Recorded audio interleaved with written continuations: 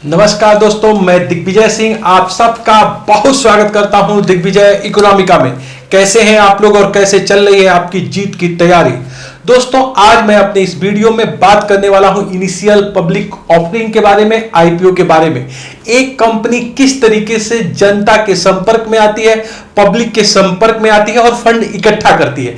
इस वीडियो में हम सीखेंगे कि कंपनी किस तरीके से आईपीओ करती है, किस तरीके से कंपनी एक इन्वेस्टमेंट बैंक का चयन करती है, अपने कंपनी का वैल्यूएशन इन्वेस्टमेंट बैंक की सहायता से कैसे करती है, शेयर इश्यू कैसे करती है, शेयर की प्राइसिंग डिटरमाइन कैसे होती है, साथ ही साथ इस शेयर का डिस्ट्रीब्यूशन अलॉटमेंट कैसे होता है। तो इस महत्वपूर्ण वीडियो को बिल्कुल लास्ट तक देखिएगा ताकि आईपीओ से संबंधित सारे कॉन्सेप्ट आपको क्लियर हो जाए। अगर आपने दिग्विजय इकोनॉमिका को नहीं सब्सक्राइब किया है तो प्लीज दिग्विजय इकोनॉमिका को सब्सक्राइब करिए, लाइक करिए, ताकि इकोनॉमिक रिलेटेड सारे कॉन्सेप्टुअल तथा करंट इश्यूज के बारे में आप अपडेट हो सके।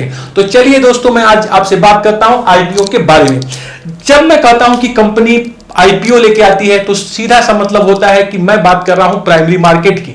आईपीओ जब कंपनी लेके आती है दोस्तों, इसके पहले कंपनी के पास प्रमोटर्स का फंड होता है, कुछ एंजल इन्वेस्टर्स का इन्वेस्टमेंट होता है तथा वेंचर कैपिटल का कुछ ना कुछ फंड इसमें होता है। लेकिन अब तक ये कंपनी इन तीनों स्टेज में प्रमोटर्स के फंड, एंजल इन्वेस्टर तथा वेंचर कैपिटल, ये कुछ शेयर होल्डर्स होते हैं जो इनके पास रिसर्च के रूप में अपने फंड जमा किए रहते हैं। सबसे तो पहले प्रमोटर है जो कंपनी ओपन कर रहा है। जैसे मान लीजिए रिलायंस है तो रिलायंस के प्रमोटर है अंबानी, तो एक तो उनका खुद का फंड होता है, रिलेटिव्स का, फैमिलीज का फंड होता है। सेकंड, एंजल इन्वेस्टर्स होते हैं, ये हाईली नेटवर्थ इंडिविजुअल्स होते हैं जिनको लगता है कि स्टार्टअप कंपनी है, बेहतर परफॉर्म कर सकती है, तो ये फ्रेंड्स हो सकते हैं या फिर रिलेटिव्स हो सकते हैं। ये काफी बड़े पैमाने पे प्रमोटर्स फंड के बाद इन्वेस्टमेंट करते हैं कंपनी में। फिर वेंचर कैपिटल एक इंस्टीट्यूशन हो सकता है, बैंकिंग इंस्टीट्यूशन हो सकता है, जिसको लगता है कि ये प्राइवेट कंपनी बहुत अच्छा रिटर्न्स दे सकती है, बहुत अच्छा इसमें पोटेंशियल है, तो वो भी इन्वेस्टमेंट कर सकते हैं। लेकिन प्रमोटर्स फंड, एंजल इन्वेस्टर तथा वेंचर कैपिटल, अब तक अगर ये कंपनी है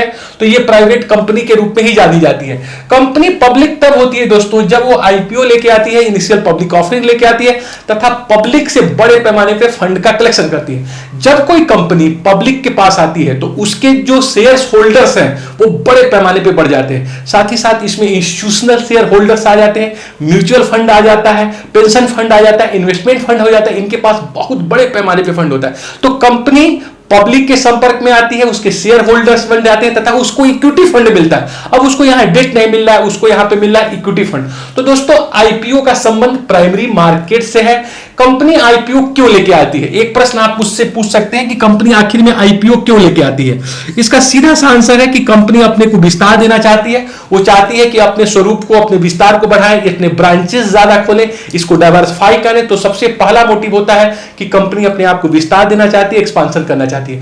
दूसरा कारण हो सकता है कि जो एंजल इन्वेस्टर्स या वेंचर कैपिटल के डेट है उसको रिटायर करना चाहती हो, उनको पेमेंट करना चाहती हो, या फिर कंपनी इसके अतिरिक्त जो भी डेट ली हुई है उसको रिटायर करना चाहती है और चाहती है कि अब हम बिजनेस इक्विटी के माध्यम से करें, ओनरशिप के माध्यम से करें। अगर बेनिफिट होगा तो शेयर होल्डर्स को दिया जाएगा, लॉस होगा तो सब लोग मिलकर लॉस को बियर करेंगे।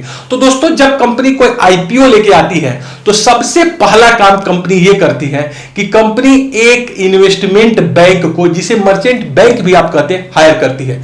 इन्वेस्टमेंट बैंक या मर्चेंट बैंक का बहुत ही इंपॉर्टेंट रोल होता है। जब भी कोई इन्वेस्टमेंट बैंक होगा, बेसिकली आजकल जो इन्वेस्टमेंट बैंक होते हैं, जितने भी कॉमर्शियल बैंक हैं, चाहे आप आईसीआईसीआई ले लें, एचडीएफसी ले लें, एसबीआई ले लें, पीएनबी लेके, लगभग सभी बैंकों का, सभी कॉमर्शियल बैंकों का एक तरीके से इनका एक इन्वेस्टमेंट आर्म्स भी होता है जो आईपीओ निकालने का काम करती है, मर्चर एक्विजिशन का काम करती है। तो सबसे पहले जो कंपनी होगी, मान लीजिए कि एक अजय पब्लिक लिमिटेड है और अजय पब्लिक लिमिटेड ने सबसे पहले एक जो है इन्वेस्टमेंट बैंक को हायर किया। तो ये दोनों जब हायर करेंगे तो आगे की स्ट्रेटजी इन्वेस्टमेंट बैंक के साथ मिलकर कंपनी बनाएगी। सबसे पहले क्या होगा, लीगल प्रक्रिया होगा, अंडरराइटिंग की होगी। जो इन्वेस्टमेंट बैंक है वो पूरा फर्म डिटरमाइन करेगा कि हम आपको सलाह देंगे, अपना सबसे बेहतर आपको स्कोप देंगे कि कितना आप शेयर इश्यू करिएगा, शेयर की प्राइसिंग क्या होगी। अगर हम जो है जो प्राइस बताएंगे या फिर जो जनता प्राइस को चुनेगी वो बेहतर प्राइस होगी। अगर ये शेयर बिक जाती है तो बेहतर है, नहीं बिकती है तो कुछ पैसा हम खुद लगा सकते हैं। तो बहुत बड़ा रोल होता है एक इन्वेस्टमेंट बैंक या मर्चेंट बैंक का। आप यूं कह सकते हैं दोस्तों कि कंपनी और पब्लिक के बीच में कोई अगर बीच का इंटरमीडियरीज है, तो वो जो इंटरमीडियरी, वो जो ब्रोकर है, वो इन्वेस्टमेंट बैंक है। तो दोनों के बीच एक लीगल प्रक्रिया से बाइंडिंग हो जाती है। उसके बाद जो बड़ा काम होता है वो इन्वेस्टमेंट बैंक कंपनी का वैल्यूएशन करता है। बहुत ध्यान से सुनिए। अब जो है क्या होता है, वो जो इन्वेस्टमेंट बैंक होता है, जैसे मान लीजिए कि अजय पब्लिक लिमिटेड है, मैंने बताया अजय पब्लिक लिमिटेड जो है वो क्या करता है, एक्सिस बैंक को, जो उसका जो है इन्वेस्टमेंट बैंक है, उसको जो है अपने इन्वेस्टमेंट बैंक के रूप में हायर करता है। अब दोनों क्या करेंगे, जो अजय पब्लिक लिमिटेड है उसका वैल्यूएशन करेंगे। मान लीजिए कि कंपनी का वैल्यूएशन हुआ और दोनों ने मिलकर इवेलुएट किया कि कंपनी की जो पूरी पूंजी होगी, एसेट्स होगी, 10,000 करोड़ रुपए की होगी। अब मिलकर इन्वेस्टमेंट बैंक और कंपनी डिसाइड करेंगे कि इसमें से कितने हिस्से को हम लोग मार्केट से आईपीओ के माध्यम से लाएं। मान लीजिए दोनों मिलकर डिसाइड करते हैं कि 80% शेयर अपने पास रखेंगे हिस्सा, तथा सिर्फ 20% हम अपने ओनरशिप को डाइल्यूट करके पैसा इकट्ठा करेंगे आईपीओ के माध्यम से। इसका मतलब अगर 10,000 करोड़ की एसेट्स है तो इन्होंने डिसाइड किया कि अजय पब्लिक लिमिटेड का सिर्फ जो है 2,000 करोड़ रुपया जो है पब्लिक से लिया जाएगा शेयर के रूप में। अब 2,000 करोड़ रुपए की आईपीओ लेके आनी है, तो अब क्या करेंगे, ये लोग पर शेयर की प्राइस डिटरमाइन मान लीजिए कर रही है। पर शेयर प्राइस मान लीजिए इन्होंने डिटरमाइन कर दिया 200 रुपए।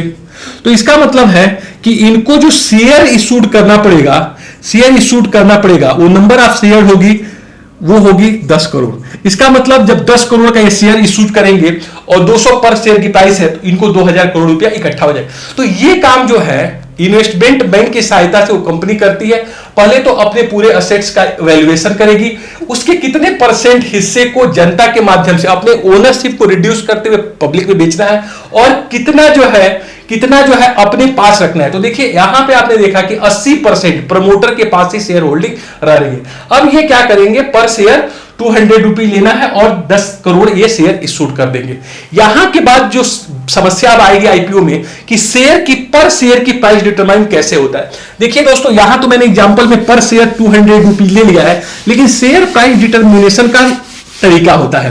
बेसिकली दो तरीका है कि जो कंपनी जो शेयर लेके आएगी उस पर शेयर की प्राइस कैसे डिटरमाइन होगी। तो शेयर प्राइसिंग का दोस्तों जो तरीका है वो ये है, या तो शेयर इशूड हो सकते हैं फिक्स्ड प्राइस के ऊपर, फिक्स्ड प्राइस के ऊपर शेयर इशू हो जाए, और दूसरा जो तरीका है बुक बिल्डिंग मेथड। देखिए दो तरीका है, एक तो फिक्स्ड प्राइस। मान लीजिए कंपनी ने अपने इन्वेस्टमेंट बैंक की सहायता से ये पहले ही डिटरमाइन किया आईपीओ के पहले ही कि पर शेयर 200 रुपीज होगी, लेकिन ये हो सकता है कि 200 रुपी पे उनके शेयर न बिके, या हो सके कि एक्सेस डिमांड हो जाए। क्योंकि कंपनी ने और इन्वेस्टमेंट जो बैंक है उन्होंने कोई एक मैकेनिज्म ऐसा नहीं डेवलप किया कि शेयर प्राइस मार्केट के थ्रू डिटरमाइन हो, इन्होंने पहले ही डिटरमाइन। ये जो फिक्स प्राइसिंग है ये तरीका आजकल नहीं यूज किया जाता है। जो तरीका यूज किया जाता है दोस्तों उसको हम कहते हैं बुक बिल्डिंग मेथड। इसके ऊपर एक मैं अलग से वीडियो बनाऊंगा। बुक बिल्डिंग मेथड में एक प्राइस बैंड डिटरमाइन कर देते हैं, प्राइस बैंड डिटरमाइन कर देते हैं। मान लीजिए यहां प्राइस बैंड इन्होंने डिटरमाइन कर दिया 180 रुपी टू 200 रुपीज, 200 रुपीज। यहां पे देखिए एक प्राइस बैंड है। अब यहां बीड इकट्ठा करेंगे, मतलब मार्केट में आईपीओ लेके आएंगे और बीडिंग करेंगे कि किस प्राइस पे सबसे ज्यादा बीड आ रही है। और इसमें जो प्राइस टिक अगर मान लीजिए 5 रुपीज का हो, जो प्राइस को हम आगे पीछे करेंगे वो प्राइस मतलब 180 हो सकता है, 185 हो सकता है, 190, 195, 200। अगर मान लीजिए 190 पे सबसे ज्यादा बीड आए तो ये मान लेते हैं कि ये प्राइस मार्केट द्वारा डिटरमाइन है, मार्केट मैकेनिज्म के द्वारा सर्च की गई है, डिस्कवर की गई है मार्केट के द्वारा। इसमें सबसे ज्यादा बीडिंग अगर 190 पे आती है तो 190 के एवं वाले शेयर आईपीओ के माध्यम से बिकेंगे, जो नीचे जो बीडिंग की है वो नहीं पा पाएंगे। तो ये मेथड आजकल बहुत ज्यादा चर्चा में रहता है, बुक बिल्डिंग मेथड। इसके ऊपर मैं एक अलग से वीडियो बनाऊंगा। अभी आप इतना समझिए कि जो शेयर प्राइसिंग करेगी कंपनी इन्वेस्टमेंट बैंक की सहायता से, वो बुक बिल्डिंग मेथड पे करेगी। एक शेयर प्राइस एग्जैक्ट ना डिटरमाइन करके प्राइस बैंड डिटरमाइन किया जाएगा। इसमें एक मैक्सिमम लिमिट होगी और एक इसकी लोअर लिमिट होगी। लोअर लिमिट और मैक्सिमम लिमिट के बीच का जो डिफरेंस है सेबी के गाइडलाइन के अकॉर्डिंग वो 20% से ज्यादा का नहीं होना चाहिए। इसी के बीच में बीड होगी और सबसे ज्यादा बीड जिस प्राइस पे होगी, जबकि टिक प्राइस यहां 5 रुपीज है, इसका मतलब जो प्राइस जो है हम लोग वो करेंगे, गैप करेंगे या फिर जंप करेंगे, वो 5 रुपीज में ही जंप कर सकते हैं। इसका मतलब कोई कोई जो है पब्लिक 182 पे यहां पे और उसकी बीडिंग नहीं कर पाएगी, 185 ही करना पड़ेगा। तो इसमें जो सबसे ज्यादा बीडिंग होगी उसके आधार पे उसके शेयर प्राइस, इसको हम मार्केट डिस्कवर मैकेनिज्म भी कहते हैं, प्राइस डिस्कवर मैकेनिज्म भी कहते हैं कि मार्केट ने इस प्राइस को डिस्कवर किया है। तो ये जो है बुक बिल्डिंग मेथड पे शेयर प्राइसिंग हो जाएगी। अब शेयर प्राइसिंग के बाद कितना शेयर कौन परचेज करेगा इसके ऊपर भी बात होती है। तो एक्चुअली दोस्तों शेयर मार्केट में जो शेयर के खरीदार हैं, इसको जरा ध्यान से आप लोग सुनिएगा, वो हो सकते हैं बेसिकली 3 लोग। एक हो सकते हैं qualified institutional investor, qualified institutional investors, इसको हम कहते हैं क्वालिफाइड इंस्टीट्यूशनल इन्वेस्टर, QIIs, या फिर आप इसको संस्थागत क्वालिफाइड निवेशक भी कह सकते हैं, दूसरा होता है नॉन इंस्टीट्यूशनल इन्वेस्टर्स, या इसको बायर भी आप कह सकते हैं, और तीसरा होता है रिटेल इन्वेस्टर। खूब ध्यान से समझिए, बेसिकली जो आईपीओ के माध्यम से शेयर इशूड किए गए हैं वो 3 लोग परचेज कर सकते हैं। या तो वो हो सकते हैं क्वालिफाइड इंस्टीट्यूशनल इन्वेस्टर, या हो सकते हैं नॉन इंस्टीट्यूशनल इन्वेस्टर, या फिर हो सकते हैं retail institutional. Qualified institutional investors का मतलब होता है पेंशन फंड, ओके ना, या फिर जो है हो सकता है इन्वेस्टमेंट फंड, या फिर हो सकते हैं म्यूचुअल फंड। ये ऐसे संस्थाएं हैं जो कि दिए गए नॉर्म्स को फुलफिल करते हैं, वो इसके माध्यम से आईपीओ परचेज कर सकते हैं, बड़े पैमाने पे ये आईपीओ परचेज करते हैं। अगर आपसे प्रश्न पूछा जाए कभी सिविल में कि सबसे ज्यादा आईपीओ में इन्वेस्टर सबसे ज्यादा कौन इन्वेस्टमेंट करेगा, तो क्वालिफाइड इंस्टीट्यूशनल इन्वेस्टर है।